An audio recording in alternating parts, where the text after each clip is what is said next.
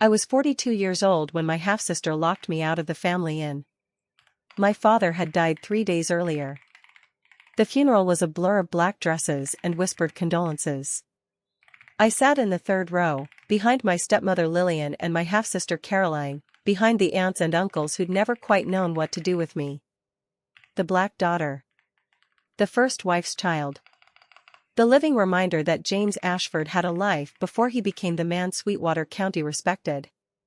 The reading of the will happened in the formal dining room of the Sweetwater Inn. The same room where I'd served pecan pancakes to tourists that morning, still in my uniform, apron smelling like maple syrup and bacon grease. I hadn't been invited. I found out because Darryl, the groundskeeper, pulled me aside while I was taking out the trash. "Miss Marlene," he said, voice low. "They're all up there now. The lawyer and everything. Thought you should know." I didn't change clothes. I walked through the kitchen, past the staff who'd known me since I was a girl, and pushed open the dining room doors. Lillian looked up first, her expression flickering from surprise to irritation. Caroline wouldn't meet my eyes. The lawyer cleared his throat. "Marlene. We weren't expecting you. I live here. I work here. I think that earns me a seat." I sat in the chair farthest from everyone. The lawyer continued reading. Personal effects to Lillian. A small trust for Caroline's children. Charitable donations. Then he got to the inn. I leave the Sweetwater Inn and all associated properties to my wife, Lillian Ashford, and my daughter, Caroline Ashford Thompson, as co-owners. My daughter Marlene Ashford shall be permitted to continue her employment at the discretion of the new owners, and may reside in the staff cottage for a period not to exceed 6 months. The words didn't make sense. I waited for more. Some explanation. Some acknowledgement that I had given my entire life to that place. Nothing came. "Well." Lillian folded her hands. "That's that, then. Of course, Marlene," she continued, voice smooth as cream, "we don't want to be unfair. We'd be happy to keep you on. In fact, we'll need someone to manage the housekeeping staff." Housekeeping? She was offering me housekeeping. "I've been running the kitchen for 8 years, I said. "The kitchen will be fine," Caroline said, still not looking at me. "We're hiring a chef from Savannah. Someone with formal training." Formal training. I'd learned to cook standing on a step stool next to my father. I'd created half the recipes on that menu. The peach cobbler French toast that got written up in Southern Living was mine. "You can stay in the cottage for now," Lillian added. "And we'll pay you, let's say, $15 an hour." That's more than generous. $15 an hour. I was 42 years old. I'd worked at that inn since I was 14. I'd never lived anywhere else. I'd never had another job. Did he really write this? I asked the lawyer. Did my father really leave me nothing? "The will is clear, Ms. Ashford." "I'm sorry." But he wasn't sorry. I could see it in his eyes. He was just a man doing a job, and I was just the complication he hoped would go away quietly. I stood up and walked out of the dining room, through the kitchen where Maria the dishwasher wouldn't meet my eyes, past the front desk where I'd worked every holiday for 20 years. Out the back door, past the garden my mother had started before she left, past the cottage where I'd lived alone since my father built it for me. I sat on the steps and I didn't cry. All I could feel was the sticky pull of syrup on my apron and the echo of my father's voice. "Marlene, I need to tell you something about the inn." Asterisk, "Can it wait, Daddy? I've got the breakfast shift, asterisk."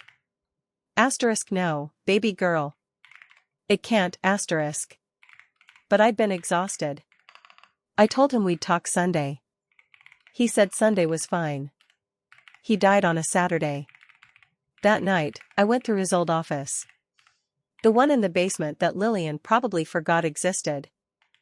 The room smelled like pipe tobacco and old paper. On the desk sat a cardboard box with my name written on it in my father's shaky handwriting. The stroke had taken his steadiness first. Inside were journals. Dozens of them, leather-bound, the kind he'd always carried in his jacket pocket. He called it his second brain. I carried the box back to my cottage and sat staring at it for an hour. My phone buzzed. A text from Caroline. I'm sorry about today. It wasn't fair. I'll talk to Mother. Maybe we can find something better for you. You don't have to leave. Something better. Like I was a stray dog they might find room for. I didn't answer. The next morning, I woke before dawn out of habit. Then I remembered. I wasn't the kitchen manager anymore. I wasn't anything. I put on my uniform because I didn't know what else to wear. Then I sat at my kitchen table and opened the first journal. My father's handwriting filled the pages. Dates going back to 1984, the year I was born. The year my mother left. October 3, 1984. The baby came today. 6 pounds, 4 ounces. Her name is Marlene, October 7, 1984. Helen hasn't held her yet. She says she's tired. I don't know what to do. October 15, 1984. I found Helen crying in the garden. She said she can't do this. She packed a bag anyway. I closed the journal. My hands were shaking. My mother had left when I was 6 months old. That was the story I'd always known. But reading his words, the raw grief in them, I understood something I hadn't before. My father had spent my entire life trying to make up for her leaving. Every pancake recipe, every bedtime story. He'd been trying to fill a hole he didn't create. So why had he left me nothing? The next week passed in a blur. I kept working because I didn't know how to stop. Lillian watched me with barely concealed impatience. Caroline avoided me entirely. The new chef burned 3 batches of biscuits before I stepped in to help. On day 8, I opened the second journal. 1991, the year my father married Lillian. June 14, 1991. Married Lillian today. Marlene wore a yellow dress and asked if Lillian would be her new mother. I didn't know what to say. August 3, 1991. Lillian says Marlene needs to learn her place. She's 7 years old. Her place is wherever I am. December 25, 1991. Christmas. Lillian gave Marlene books about proper manners. Marlene wanted a chemistry set. I bought her one on the 26th, told her not to tell Lillian. She's the best. I read through the night. Journal after journal, year after year. His private thoughts, his worries. He wrote about Lillian's growing coldness toward me. About Caroline's birth and how much he loved her but how guilty he felt. August 8, 1993. I love Caroline. But Marlene was my first. She'll always be my first. I was crying by the time the sun came up. These weren't just journals. They were an apology stretched across 40 years. But they still didn't explain why he'd left me with nothing. On my 6th and final day in the cottage, I packed everything I owned into 3 suitcases and the box of journals. Lillian had given me a formal eviction notice. 6 months had become 6 days once she realized I wasn't going to beg. You can't just throw her out, I heard Caroline say through the office door. Daddy isn't here, Lillian cut her off. And Marlene has been living off this family's generosity for decades. It's time she made her own way. Living off the family's generosity. I'd worked 6 days a week for 28 years. My father had always said, the inn is your inheritance. I should have asked for that in writing. Daryl helped me load my car. He was the only one. Where will you go? He asked. I don't know. North, maybe. Somewhere nobody knows the Ashford name. Your daddy would be ashamed. Of them. Not you. Never you. I hugged him. Then I got in my 10-year-old Honda and drove away from the only home I'd ever known. In the passenger seat, the cardboard box of journals shifted. I'd almost left them behind. I didn't know then how much those journals would matter. I didn't know what was hidden inside them. I just knew I couldn't let them go. The town of Pine Ridge, Georgia, wasn't on any postcard. Population 3,200. One Main Street, a Piggly Wiggly, a hardware store that doubled as the post office. I ended up there because my car broke down. The Honda carried me 180 miles north before the transmission started slipping. By the time I coasted into Pine Ridge, smoke was curling from under the hood. "I can fix it," the mechanic said. "But it'll cost more than the car's worth." I had $3,000 to my name. That was it. "Anywhere I can stay?" I asked. He pointed down the road. "Old Mill Road. About 2 miles. There's a bed and breakfast. Lady who ran it passed last year.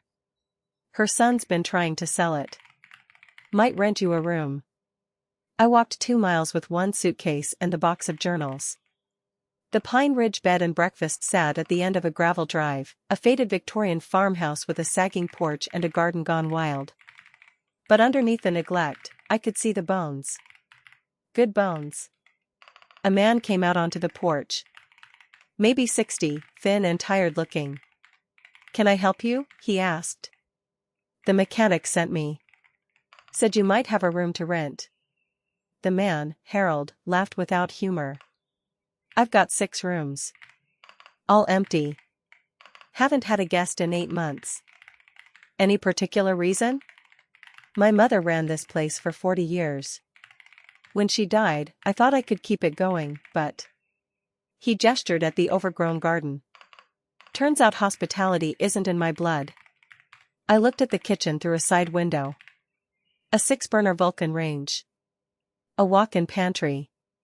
Windows facing east. "Mr. Harold, what if I made you a deal?" He looked suspicious. "What kind of deal?" "Let me stay here for free for 3 months. I'll fix this place up, get the kitchen running, and we'll see if we can bring some guests back. If it works, we split the profits. If it doesn't, I'll leave and you'll have a renovated house to sell." He stared at me. "You're serious?" "I'm homeless, my car is dead, and I've got nothing but time and a box of my father's recipe journals." He was quiet for a long time. "My mother's room is upstairs. I haven't been able to touch it since she passed. If you can handle clearing it out, you've got a deal." The room was frozen in time. Floral wallpaper, lace doilies, a vanity covered in perfume bottles. It took me 3 days to clear it. Harold couldn't help. He'd sit in the hallway, watching, but he couldn't cross the threshold. Grief builds walls you can't see. When I was done, I showed him the photo album I'd put together. His voice cracked. "Thank you. I've been putting that off for a year." "You loved her. That's nothing to be ashamed of." "My mother was the only person who ever really believed in me," he said. "When she died, I thought I'd lost that forever." I understood that better than he knew. The first month was chaos. I scrubbed floors until my hands blistered, pulled weeds until my back screamed. But the kitchen was mine. I found my father's biscuit recipe in the first journal and made a batch. They came out perfect. Fluffy, buttery, golden brown. I ate one standing at the counter and cried for the first time since the funeral. Harold found me like that. "You okay?" "My father taught me to make these. He died 3 months ago." He nodded slowly. "My mother taught me to make pie crust. She always said the secret was cold butter and warm hands. I never could figure out what that meant." "It means keep the butter cold and work fast. So your hands don't melt it." He laughed. 40 years I've wondered about that. And you just knew." My father wrote everything down. Every recipe, every piece of advice anyone ever gave him. He said someday I'd need them. Sounds like a smart man. He was the smartest man I ever knew. By the second month, the Pine Ridge B&B was starting to look like itself. The porch was repaired, the garden tamed, the rooms clean and bright. Harold put up a website. We called it The Cottage at Pine Ridge. Our first guests came on a Friday in early November. A retired couple from Florida. "Y'all serve breakfast?" the husband asked. "We do. Tomorrow morning, 7 to 9. Biscuits, sausage gravy, eggs any way you want them." The wife's eyes lit up. "Real biscuits? Not those canned things?" "Ma'am, I don't even own a can opener that knows what a canned biscuit looks like." They stayed 2 nights. Left a 5-star review. The wife hugged me before they left. "You've got a gift. This place feels like home." It did make me happy. But it also made me think of Sweetwater. The inn I'd grown up in. The home that had been taken from me. 18 months passed. The cottage at Pine Ridge didn't make me rich, but we had guests most weekends. I built a small garden out back. Harold and I fell into an easy rhythm. He handled the books. I handled everything else. I never told him about Lillian and Caroline. Those were stories I wasn't ready to tell. The journals stayed in their box under my bed. I wasn't ready to read them all. Every page reminded me of what I'd lost. On the 2nd anniversary of my father's death, I took the day off for the first time. I drove to a trailhead and hiked to a rocky overlook. I sat on a boulder and watched the sun sink. "Happy anniversary, Daddy. Wish you were here." I thought about the last conversation we'd had. "Marlene, I need to tell you something about the inn." What had he been about to say? I went home that night and pulled the box of journals out from under my bed. I started with the most recent ones, working backward. His handwriting was shakier toward the end. And then, in a journal dated 3 months before his death, I found something. February 12, 2016. Saw the lawyer today. Changed the trust documents. Lillian will be furious if she finds out, but I don't care anymore. Marlene deserves everything. She's the only one who ever loved thee in the way I do. Trust documents. Not a will. A trust. February 15, 2016. The trust is finalized. Notarized and sealed. I've hidden it somewhere Lillian would never look. Somewhere only Marlene would think to search. When I'm gone, she'll find it. And everything I built will finally be hers. Hidden. He'd hidden the trust. And then, on the last page, the journals hold everything. Every recipe, every memory, every secret. Marlene knows that. She'll know where to look. I stared at the words until they blurred. I pulled all 11 journals out of the box and spread them across my bed. I checked them one by one. Flipping through pages, feeling the covers. By 3 in the morning, I'd found nothing. I was about to give up when I noticed something. The 1984 journal, the one from my birth, was slightly thicker than the others. When I held it up to the light, the back cover had a bump. Almost invisible. I got a sharp knife from the kitchen. My heart was pounding. I slid the knife between the leather and the cardboard. The old glue gave way with a soft crack.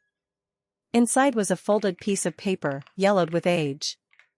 Last will and testament of James Ashford.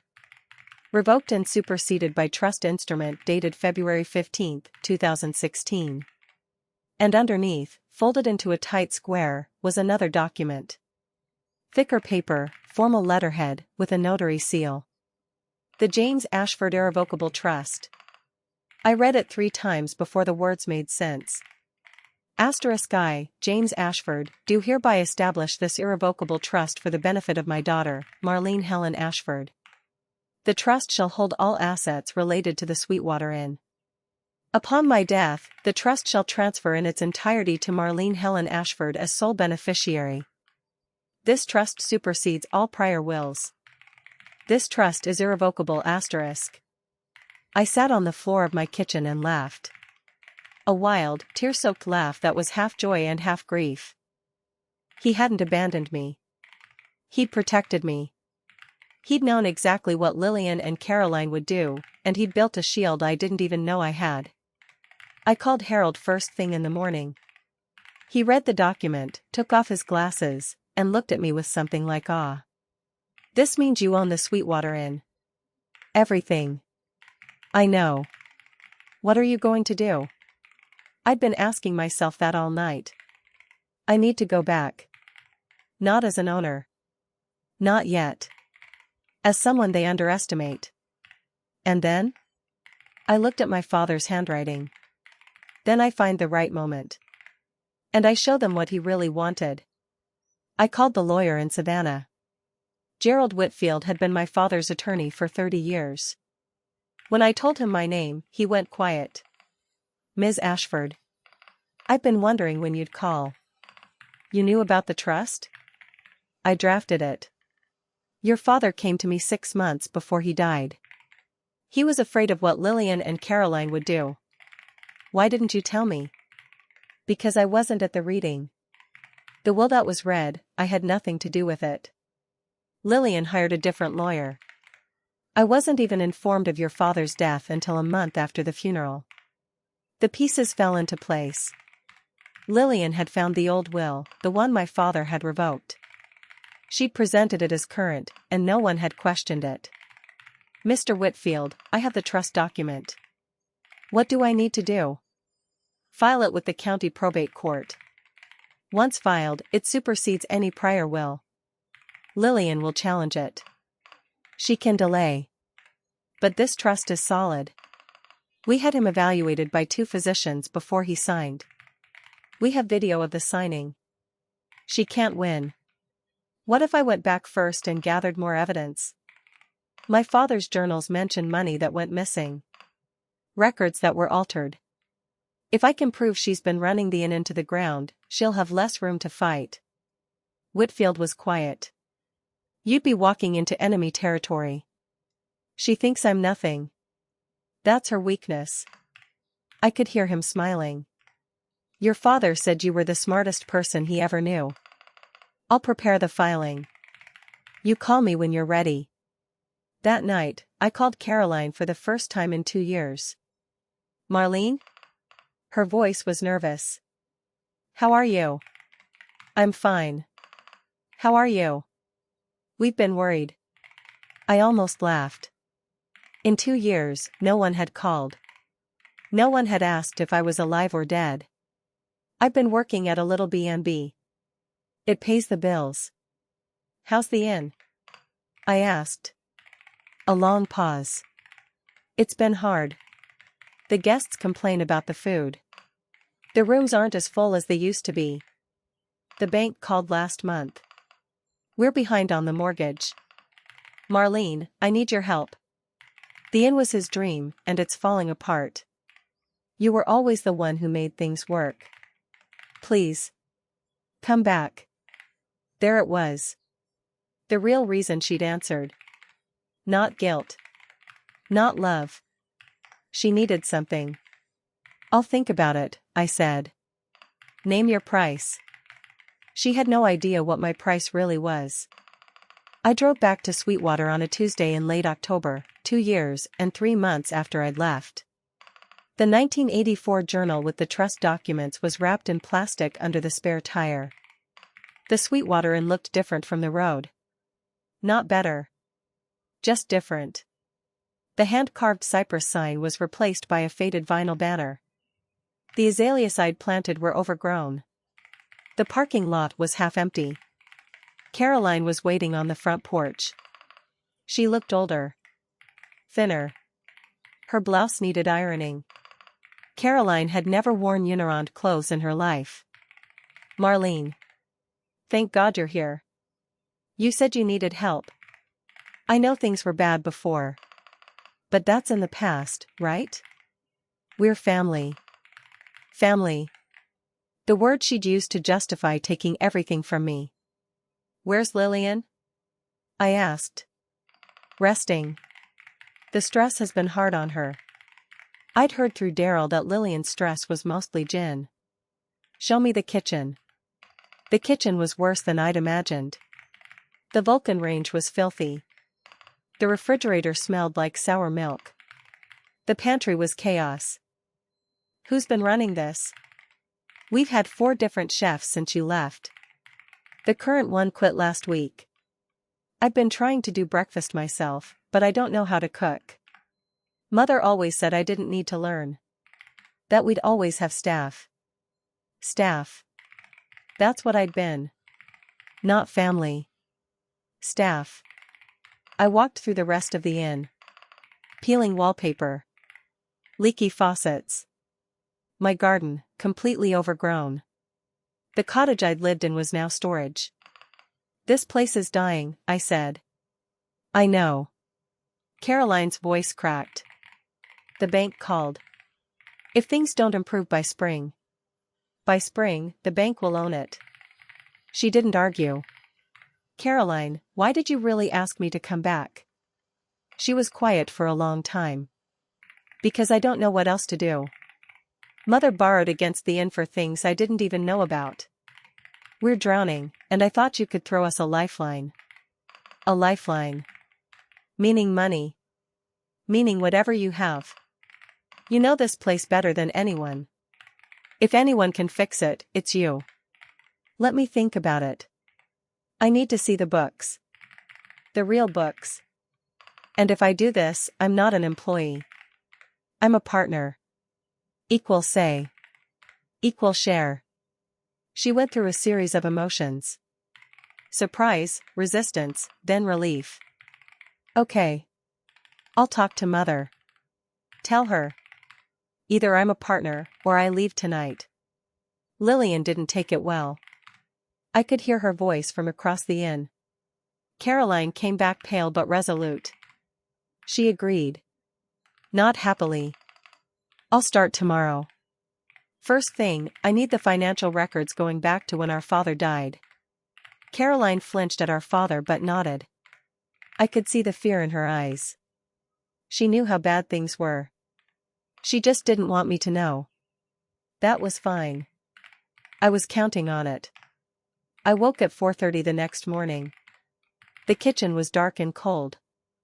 I scrubbed every surface, emptied the refrigerator of spoiled food, pulled out the inventory sheets. By sunrise, I had a clear picture. Bad, but not hopeless. I was mixing biscuit dough when Caroline appeared in the doorway, still in her bathrobe. You're up early. I'm always up early. The chef usually starts at 7. I'm not the chef. I'm the partner. She had no answer for that. The breakfast service was the best the inn had seen in years. Only 12 guests in a room that sat 60, but they ate everything and asked for more.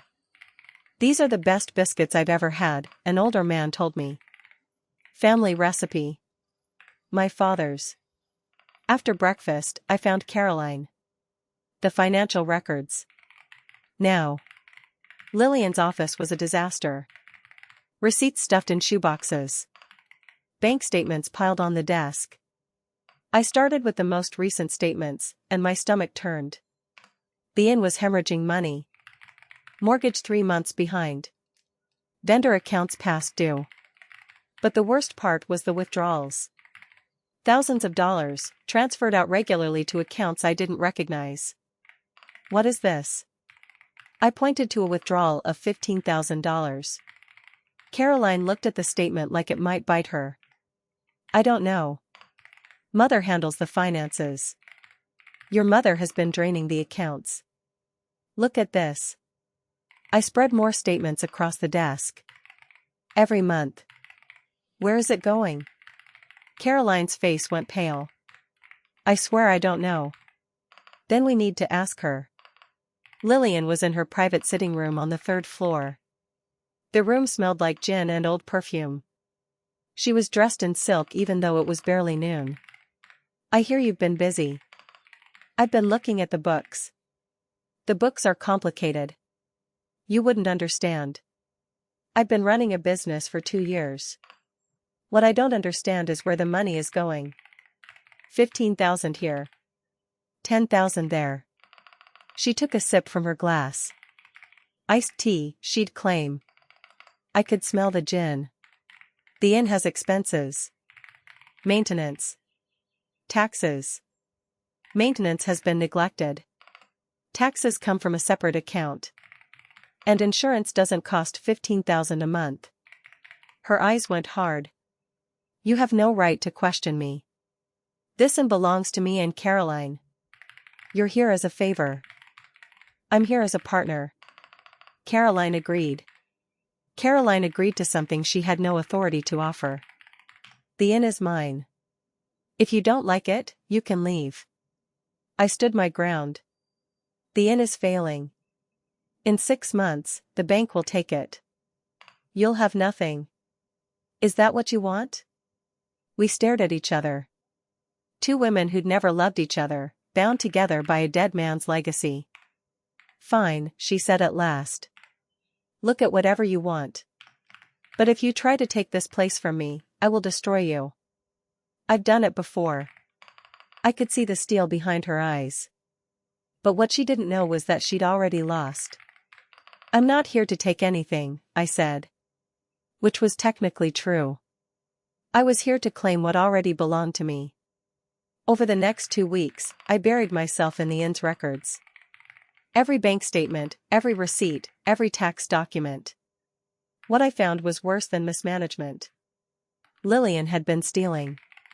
Loans against the inn's equity for personal expenses. Shopping trips to Atlanta. A new car. A condo in Destin listed in her name. A management fee triple what my father had ever taken. All hidden behind a maze of shell companies. Caroline seemed genuinely shocked. I didn't know. She told me the inn was struggling because of the economy. She's been lying to everyone. But why? The inn was supposed to provide for all of us. I knew exactly how my father had set it up. Caroline didn't know yet. I wasn't ready to tell her. Do you have access to her private office? I asked. When she's not there. She keeps it locked. But I know where the spare key is. Get it. Tonight. That night, after Lillian had retreated with her gin, Caroline and I crept into the office. Lillian's private space was obsessively organized. A computer with a password. A locked drawer in the desk. Do you have a key? Mother keeps that one on her. Find me a paperclip. Caroline stared. You're going to pick the lock? Do you want answers or not? It took a few tries, but the lock clicked. Inside was a folder labeled Ashford. We spread the contents across my bed. Bank statements from hidden accounts. Wire transfers. And at the bottom, a letter that made my blood run cold. It was from Gerald Whitfield. Dated 3 weeks before my father died. Addressed to Lillian. Asterisk, Dear Mrs. Ashford, the trust instrument has been fully executed and notarized. This document supersedes all prior wills. Any attempt to present an earlier will to the probate court would constitute a knowing misrepresentation. I strongly advise against the course of action you proposed. Your husband's wishes are clear. Asterisk. She'd known. Lillian had known about the trust before my father died. She'd tried to get Whitfield to help her circumvent it. When he refused, she went to another lawyer and presented the revoked will. Caroline was reading over my shoulder, her face growing paler by the second. Did you know about this? No. Her voice was barely a whisper. Mother told me the old will was the only one. She said Daddy changed his mind because he was disappointed in you. I didn't know. She was crying. Real tears. For the first time in our lives, I believed her. What are you going to do? The trust document was in my trunk. I could end this tonight. But Lillian had spent 40 years making me feel like I didn't belong. If I acted now, I'd win in a courtroom months from now while she played the victim. No. I needed Lillian to expose herself. I needed everyone to see. I'm not going to do anything. Not yet. We have proof. She'll deny everything. She'll drag this out for years. We wait. And when the moment is right, we make sure everyone knows the truth. November arrived with the first real cold. The off-season settled in, but there was no money for repairs. Lillian had drained it all. I played the role she expected. The helpful kitchen manager. The grateful exile.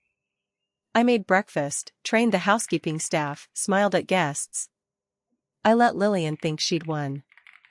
Meanwhile, I documented everything. Every vendor looking for payment. Every employee with a late paycheck. Every guest complaint. Caroline became my unexpected ally. The revelation about the trust had broken something in her. She started noticing things she'd ignored before. She's been doing this our whole lives. Making us believe she was protecting us when she was really protecting herself. None of us want to see the worst in our parents. But you saw it. You always saw it.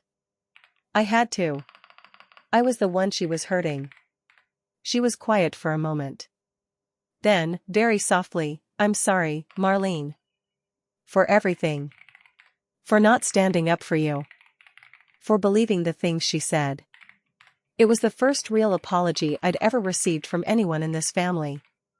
We can't change the past. But we can decide what happens next.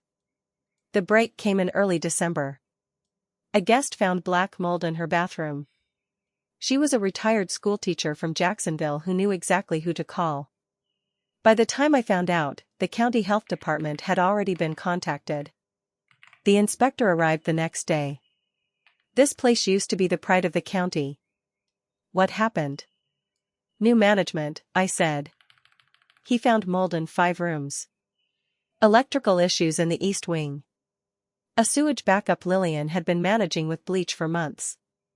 By the end of the day, he'd issued a temporary closure order. 30 days to fix everything or lose the license permanently. Lillian was apoplectic. "This is your fault.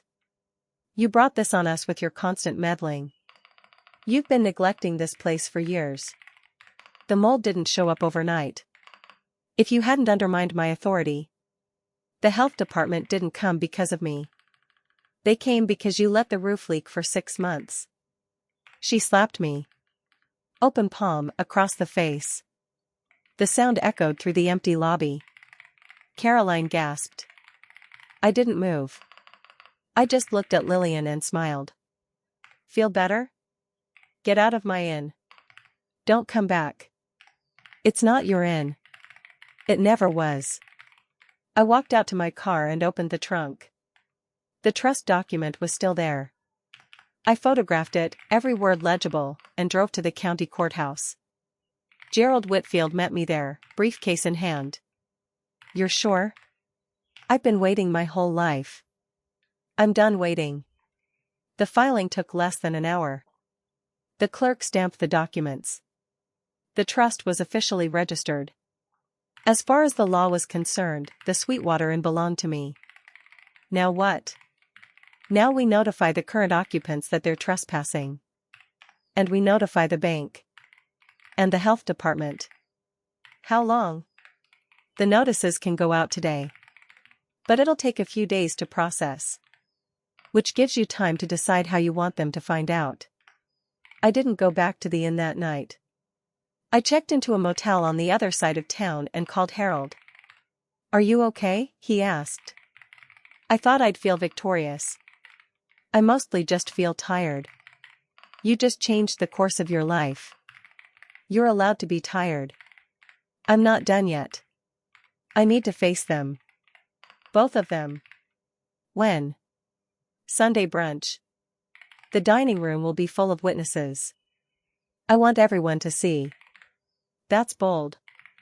That's the point. Lillian has controlled the narrative for 40 years. I'm not letting her do it anymore. Your father would be proud of you. The inn brought you and Caroline together. That might be the most important thing he built. I hadn't thought of it that way. On Saturday morning, I drove back to the inn one last time before the confrontation. The closure notice was posted on the front door. The parking lot was empty except for Caroline's car. The kitchen was dark. Someone had been searching through papers. Lillian, probably.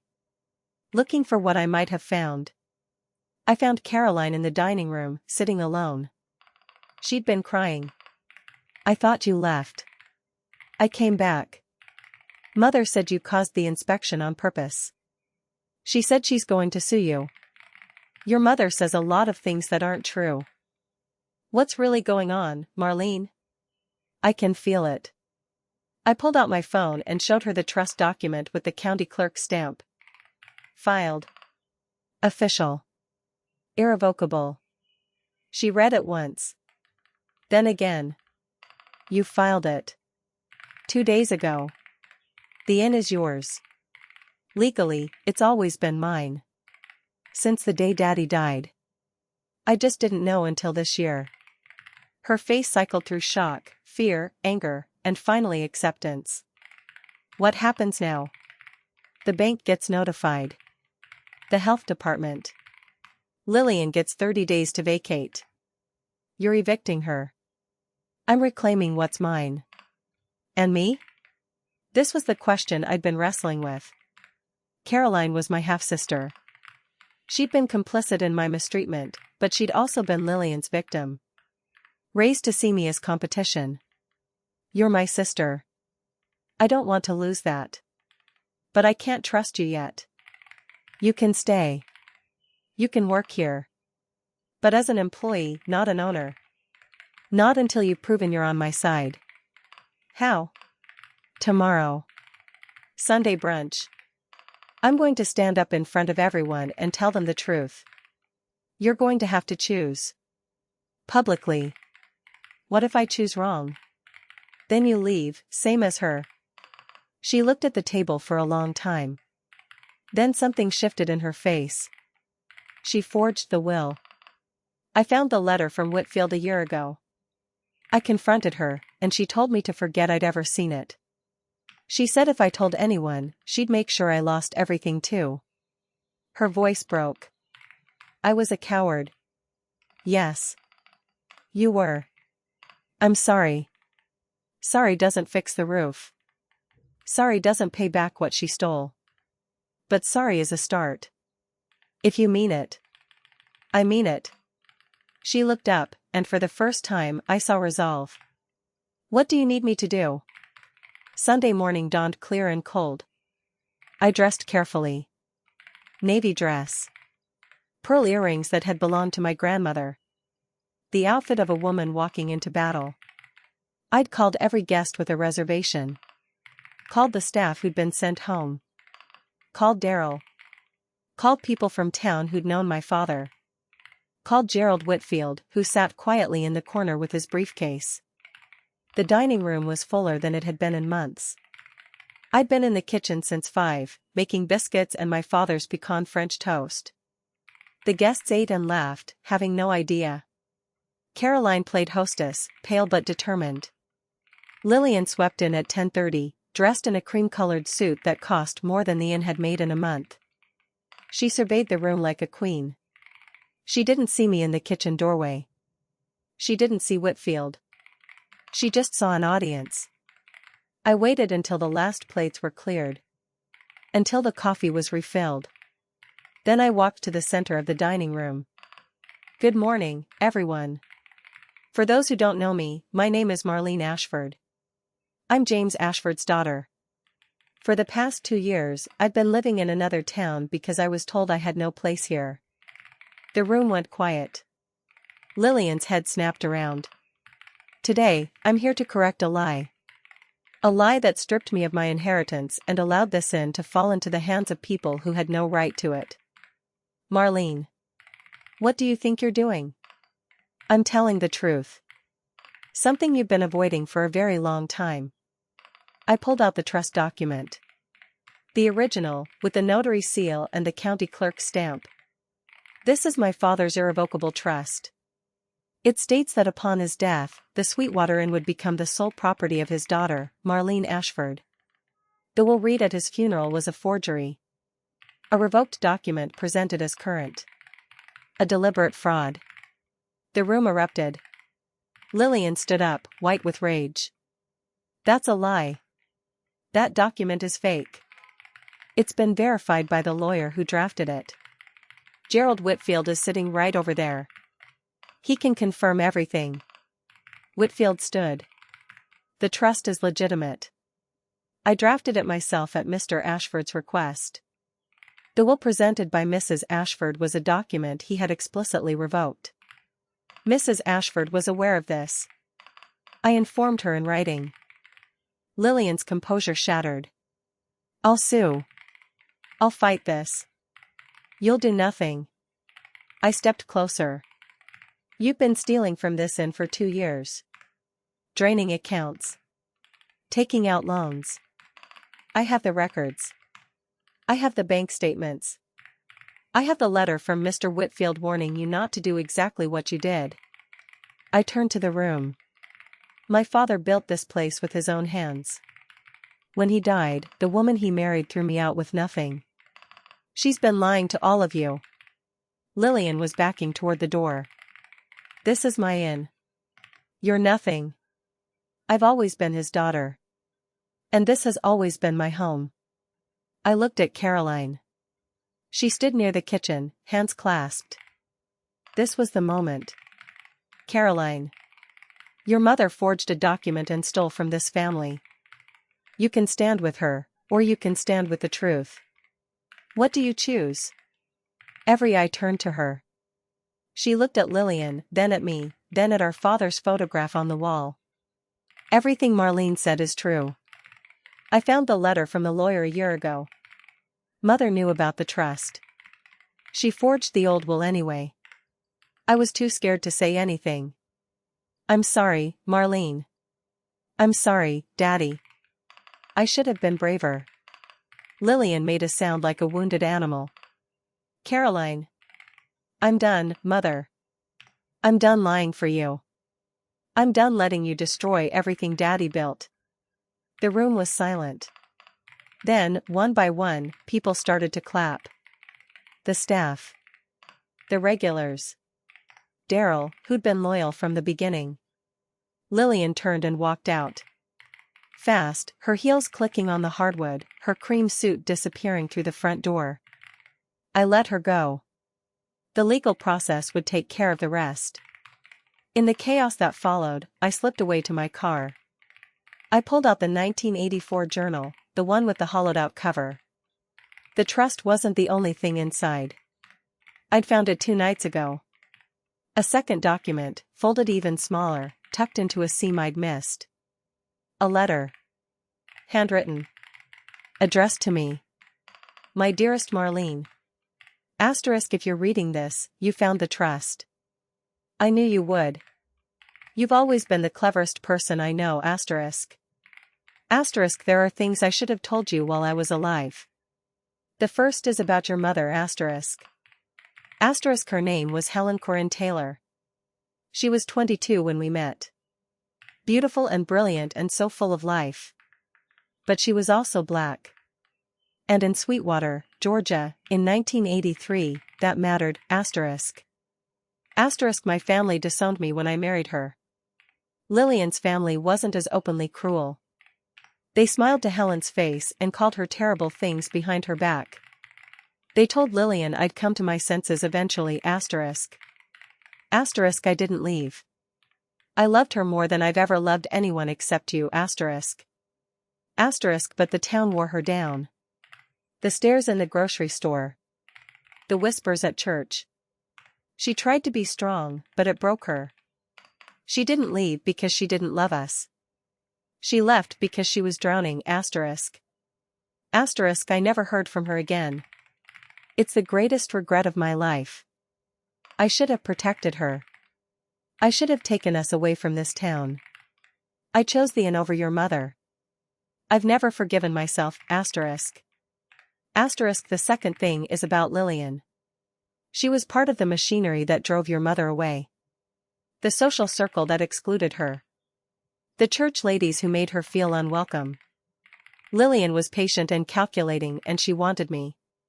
She wanted the inn. She wanted the Ashford name, asterisk. Asterisk I married her because I was lonely. Because I thought you needed a mother. I was wrong. You've always known that, asterisk. Asterisk I failed you in so many ways. But everything I built for you. The inn was my apology. And you are the best thing I ever did, asterisk. Asterisk I want you to have your history. Your mother was born in Savannah on March 16, 1961. Her parents were Robert and Estelle Taylor. She had a sister named Diane. You deserve to find them, if they're out there, asterisk. Asterisk I love you, Marlene. I always have. I hope someday you can forgive me, asterisk. Your father, James. I read it 3 times. Then I folded it carefully and put it back. My mother hadn't abandoned me. She'd been driven away. By this town. By Lillian. By a world that wasn't ready for a love like my parents. I had a name now. Helen Corinne Taylor. And I had a place to start looking. That night, I sat with Caroline in the empty dining room. I didn't know about your mother, she said. I never even thought to ask. No one did. Daddy was too ashamed. Ashamed he couldn't protect her. Are you going to look for her? She might not want to be found. She might be dead. But I have a name now. Caroline was quiet. I want to help you. With the inn. A real partner. Not like mother. Okay. But you start at the bottom. Kitchen prep. Housekeeping. You don't get to be a boss until you know every job. I know. And one more thing. If you ever lie to me again, we're done. I've spent 40 years being lied to. I won't spend another minute. I understand. I looked around the dining room. At the tables I'd served. The floors I'd scrubbed. My father's photograph on the wall. I'll start teaching you tomorrow. 4:30 a.m. Don't be late. The eviction went smoother than I expected. Lillian fought it, but the trust was ironclad. She left on a Thursday in late January, a moving truck in the driveway. She didn't say goodbye to me. She didn't say goodbye to Caroline. Caroline watched her go from the front porch. I stood beside her. She's still my mother, she said quietly. I know. I still love her. Even after everything. Is that stupid? It's human. You can love someone and still know they're bad for you. She'll never forgive me for choosing you. Probably not. She was quiet. Maybe forgiveness isn't the point. Maybe the point is just telling the truth. Finally. I just stood with her until the moving truck disappeared. The next 3 months were the hardest work I'd ever done. The mold had to be fixed. The roof repaired. The kitchen brought up to code. Every day was a battle against time and money. I poured my savings into the inn. Caroline worked harder than I'd ever seen her work, scrubbing floors and learning to make biscuits under my watchful eye. In April, the health department came back. The same tired inspector. He walked through every room, checked every corner. Looks better, he said. A lot better. You're cleared to reopen. Full occupancy. The first weekend, every room was booked. Word had gotten around about the Ashford family drama, but more than that, people remembered what the Sweetwater Inn had been under my father. I made biscuits for 60 people that Sunday.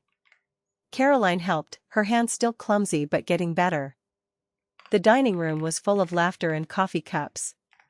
For the first time in years, I felt like I was exactly where I was supposed to be.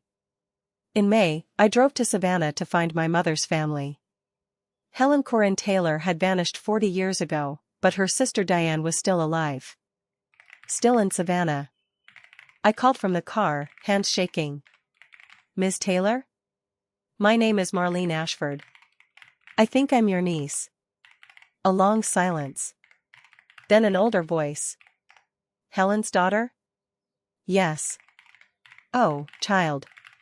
We've been wondering when you'd find us. Diane met me at the door of her small bungalow. She had my mother's eyes. She had my eyes. You look like her. The same nose. The same chin. I'd know you anywhere. She told me everything.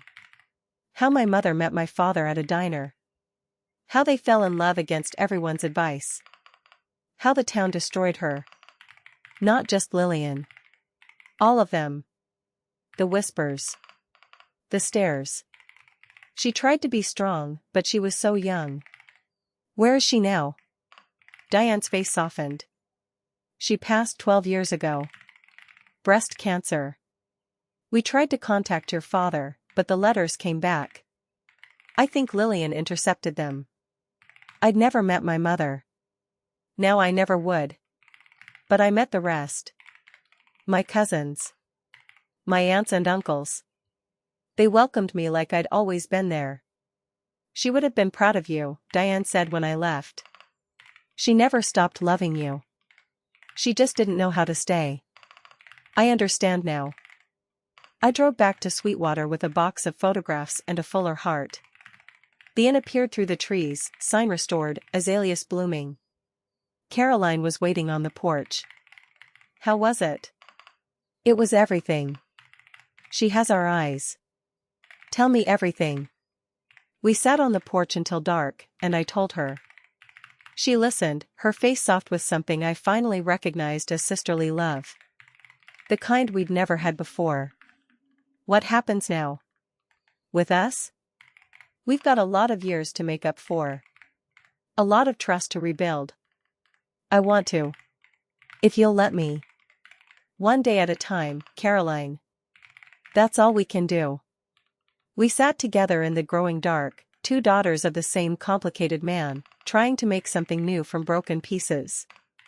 1 year later, the Sweetwater Inn was thriving. Rooms booked months in advance. A waiting list for Sunday brunch. Southern Living came back for another article, and this time the photograph was of me and Caroline together, arms around each other's shoulders. I still made the biscuits every morning. Caroline had become a genuinely good innkeeper. She understood the business now, but more than that, she understood the heart of it. The way a clean room and hot breakfast could make someone feel cared for. We weren't just sisters anymore. We were partners. Equals. Harold came down from Pine Ridge for the anniversary. Never thought I'd see this place looking so good. Your father would be proud. He'd probably complain about the new paint color. He'd definitely complain about the new paint color. But he'd be proud anyway. Caroline gave a toast. To Marlene. Who taught me that family isn't about blood. It's about who shows up. Who stays. Who fights for you. I didn't show up for a long time. But I'm here now. And I'm never leaving again. Later, I walked out to the garden. My mother's garden. The one she'd started before she left. I'd restored it, and I'd added a bench with a plaque.